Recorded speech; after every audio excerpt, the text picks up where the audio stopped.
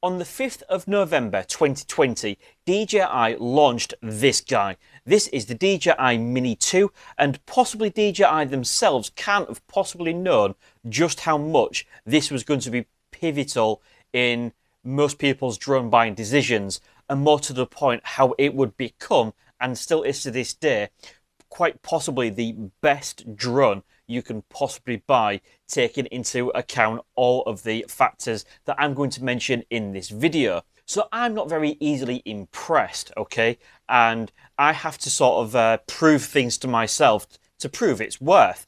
I'm not one for sort of just jumping on hype and going, oh yeah, this Mini 2 is going to be so much better. It's got OcuSync, it's got 4K, it's got better wind resistance. And the reason for that is because at the time, like I said, I had the DJI Mavic Mini, and quite frankly, I was absolutely more than happy with its performance. Now, obviously, I built this channel pretty much on using the DJI Mavic Mini, and I could easily show that with a simple set of range extenders, this CE model drone could basically do around 5,000 meters in terms of range. Now, back then when I first started the channel, the rules were slightly different, and whilst it may not have been fully 100%, legal to say that you could fly that amount, the rules were different to the point where you would be able to allow spotters to actually keep the drone in line of sight, and they did not need to be next to you like they do now, and you could keep in constant communication with radio. So back then, it was so much easier to do range tests, and to be honest with you, like I've just said, with the DJI Mavic Mini, if you had a decent set of range extenders, you could do a really, really good job and get some decent distance. So that sort of negated for the need for OcuSync for me, which is why when OcuSync did come out, when I did some comparison tests with the DJI Mavic Mini, quite frankly, the Mini 2 didn't do that much better all of the time.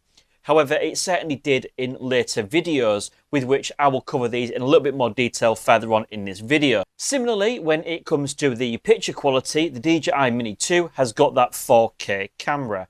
It is actually the same camera with which is in the DJI Mavic Mini, except it now has 4K enabled. And again, that tricky start that I had, that tricky relationship, when the DJI Air 2S came out and I did that low light comparison and video comparison, some of you saw a difference, but there was also very plenty of you that also said that, well, actually, the Mini 2 looks just as good for my needs. Now, the thing is, when this vest came out, and I did the same thing with the Mavic Mini, again, I got a similar response. When I posted some video comparisons, which of course you can see on screen, many people still said that they actually couldn't see that much of a difference. It's always great to film in 4K, absolutely. However, as I've mentioned on this channel numerous times, if you're not watching on a big screen TV, the likelihood is that you're not going to see that extra detail that 4K does carry, especially if you are sharing video footage on social media.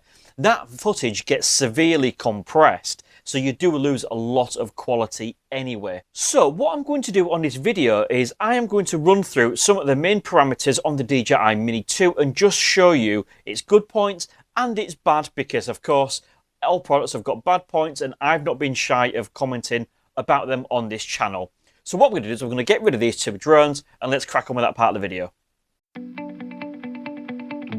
When this launched, it came with a few new features. So as I've already mentioned, picture quality. This now came with that 4K camera. Now, as you can see on screen, there is a brilliant example of the 4K camera in action. Now, like I say, unless you're looking at a bigger screen, you're not going to see the detail. But if you are, like I watch YouTube on my big screen TV, you really do appreciate the extra detail that that 4K does carry.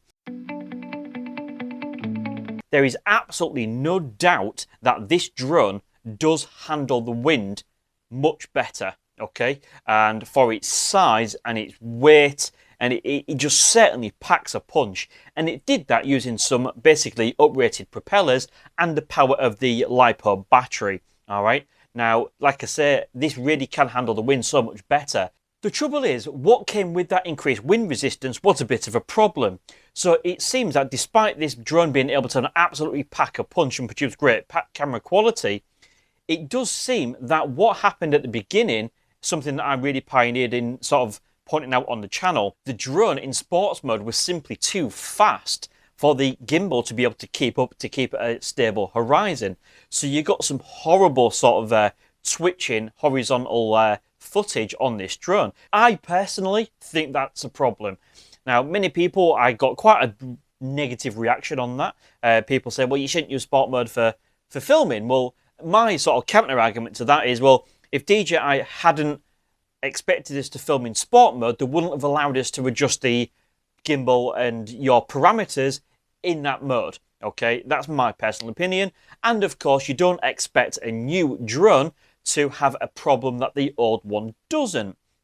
However, like I say, I do understand that many of you thought I was maybe nitpicking and that it shouldn't really be a problem. Like I say, if this was my first drone, then it would possibly be not so much of a problem. But like I said, my comparison was with the DJI Mavic Mini that did not have this issue. However, there is no denying the camera quality on this is better. The wind resistance is better. It can fight the wind so much more comfortably than what the DJI Mavic Mini can. I do believe the parameters that set up that wind warning in the DJI Fly app for the Mavic Mini was a little bit too sensitive. Okay, so I must admit, I mean, I'm quite cautious with my drones, and even though I've put the Mavic Mini up in the air so many times, and indeed with the Mini 2, even in windy conditions, to be honest with you, the DJI Mavic Mini always came back. In fact, when I did a wind test, again, everything that I'm talking about in this video, I have tested and I've done in my channel, okay? When I did that wind comparison extreme wind test between the DJI Mavic Mini and the Mini 2, again, your feedback, there was virtually no difference. So again, I'm not saying that's an artificial thing in the DJI Fly for the Mavic Mini to say, you know, it's so much more sensitive to wind and it makes the Mini 2 look better. I'm just pointing out the fact that the Mini 2 does perform brilliantly, but I never personally had an issue with the DJI Mavic Mini. But it certainly seems that the increased wind resistance, the stronger propellers, that extra punch from the LiPo battery has really given you guys the confidence to fly this in stronger winds, which can only be a good thing because it means you get more flying time. So the next thing to talk about then is OcuSync 2.0. Now, OcuSync 2.0 is an OFDM system, and I have done a video explaining how OcuSync works in the real world without all the technology and, you know, going too deep into it. Just basically why OcuSync gives you better signal connection and video performance on the DJI Mini 2 over and above the DJI Mavic Mini. Now, like I said, just to backtrack on what I've already said, the DJI Mavic Mini with a set of range extenders can genuinely produce as good a quality in terms of RC connection, if you wish. Video feed something different, okay? Certainly in terms of RC connection, as good as the Mini 2. In fact, due to the characteristics of the LiPo battery, I tend to find that the DJI Mini 2 can only generally do about 4,000 meters, like I say, when range test was easily done, before it needs to come back home. Whereas the DJI Mavic Mini, I've managed to push that on one battery to 5,000 meters one way, 5,000 meters back, and it still had 100% connection using some range extenders. However, here's the thing. That was okay for RC connection, but the benefit of OcuSync 2.0 on the Mini 2 simply is the fact that you get a much, much stronger video feed. Now, video feed is incredibly important because whilst you should have line of sight of your drone, effectively, you also really need to be able to see what you're doing on screen as well, because the whole point of a drone is to be able to film video, okay? Film video, take photos, and at the end of the day, you know, no matter how many people say you need to keep your eyes on the drone, you have to look down to see what you're taking a video or photo of, all right? Now, with the DJI Mini 2, you got that 1080p video feedback to the controller, and that's way over and above the 720p that you used to get on the Mavic Mini. And of course, because we are using OcuSync 2.0 with that separate video carrier, it's a much stronger and more interference resistant system. So effectively, you know, if you put this drone up in the air, you know that with OcuSync 2.0, you don't have to mess around with range extenders. You don't need to get everything absolutely spot on as you do with the Mavic Mini. You just put this up in the air, leave the drone to do its thing, leave OcuSync on dual band, and you know it's going to do everything in its power to give you the best connection at all times. And that is certainly what it does. And like I say, just to repeat, everything that I'm saying on this video, I've tested against the Mavic Mini. So, you know, I'm speaking from experience here. Now, the biggest benefit, if you wish, and something that I can't imagine DJI themselves would have really planned for, are all the new drone regulations and restrictions that came into place at the back end of 2020, all across Europe and the UK, with which I live as well. Now, this drone actually came in at really lightweight at 238 grams. So with those new regulations coming into place, it effectively meant that this DJI Mini 2 became the flagship drone under 249 grams. It had the best wind resistance, it had the best camera quality, it had the best connection quality as well, okay? It was lightweight, it was portable. You know, the fact it came in at 238 grams meant that you could add strobe lights, okay? Which of course I've reviewed in this on this channel as well. You can add strobe lights, you can add wraps, you can customize this drone and still be within that 249 gram limit. All right, and effectively in the UK and across Europe, being sub 249 effectively means there are no restrictions on this drone whatsoever. Apart from overflying over crowds, effectively what you need to do in the UK specifically, I'm talking about here, is you pay your £9 registration fee for the year. You know, you take your flyer ID if you want to, but you don't necessarily have to. I would always advise it, of course. And you can just fly this drone wherever the hell you want, okay? In parks, you know, in your street, from your back garden. The opportunities were absolutely endless. Now, that's not to say that the bigger drones are still redundant, because they're not, okay? I have done a lot of videos on the DJI Air 2S and the Air 2, and one of the main features is the fact that there is something called the Article 16 of the CAP 722 document within the UK drone regulations, and that effectively allows you to fly the bigger drones, so yes, over 249 grams, within 30 meters of uninvolved people, okay, or built-up areas, providing you join one of the 4 flying clubs and you have done a risk assessment. So don't get me wrong, the DJI Mini 2 is absolutely superb, but like I said, just don't write off some of those bigger drones. And if you fancy checking out that video, if you are possibly thinking of the DJI Air 2S or Air 2 or any other drone manufacturer, and you know you're looking at possibly getting a bigger drone, you can check that video out here, and it will also be in the description below as well. With the Mini 2, you also get some absolutely awesome extra features. So not only did you get the 4K camera, you also got the ability to zoom in and out. Now, that just allowed you to get some close-up shots without having to put the drone in any sort of risk or danger, and that is a really good quality zoom as well.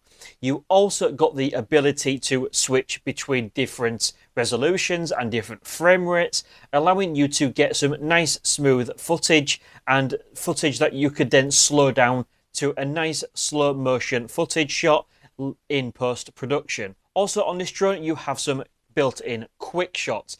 Again, I've done a tutorial on these quick shots and you can see exactly how cool they are. A quick shot is an autonomous flight mode executed by the drone directly, which just allows you to concentrate on putting yourself in the frame and then let the drone do all the hard work. This is much better than you actually attempting to fly it on your own. The drone does an absolutely fantastic job, and it just means that you can use these quick shots to get some absolutely epic footage. If anybody asks me what drone they should buy, friends, family, acquaintances, every single time I say the DJI Mini 2. You all know I have that massive amount of love for the DJI Mavic Mini, but it is a few years old now. I have reviewed the DJI Air 2S, undoubtedly an absolutely superb drone. But the trouble is unless you know what you're doing, you do have those restrictions, okay?